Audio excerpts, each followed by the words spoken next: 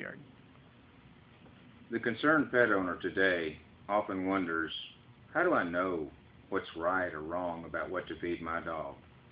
And that's a good question, because with all the information out there on the internet and what's happened in the marketplace with vitamins being contaminated or other ingredients having problems and dogs and cats suffering from that, pet owners are becoming more concerned about what might be in their pet food or whether that's appropriate or nutritious for them.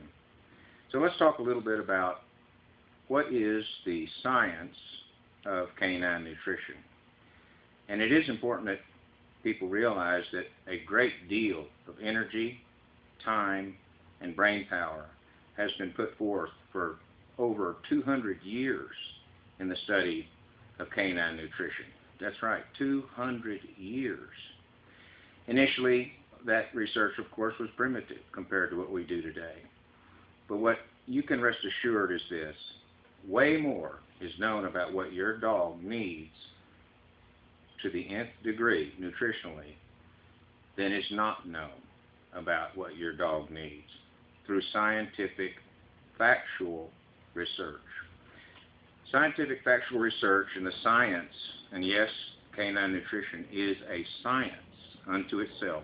It's not the same science as veterinary medicine. It's not the same major in college. It's a different science. They are interrelated, but they are not the same science. The science of canine nutrition, for instance, helps the people who are involved in that over years and decades of study have come up in timely manner with the nutrient requirements for dogs and cats. It's put together by the National Research Council and the National Academy of Science. This compilation, which was just put out about a year and a half ago, replaced one that was done in the 80s.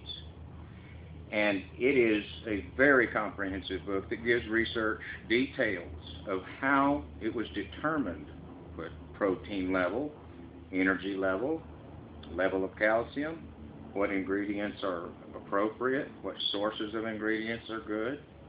All of that information is studied and is in this book. This is research. The research done on nutrition resulted in what's in this book.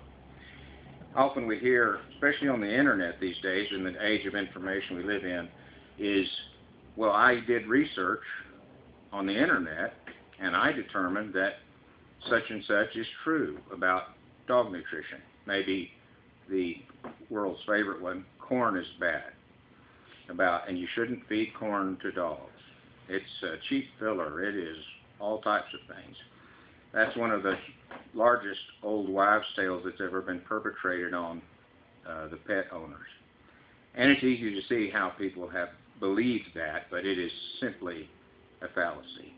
And so it's important for you as a concerned pet owner that really wants to do a great job with your pet. And, you know, we here at Kumpi certainly understand that. We love dogs.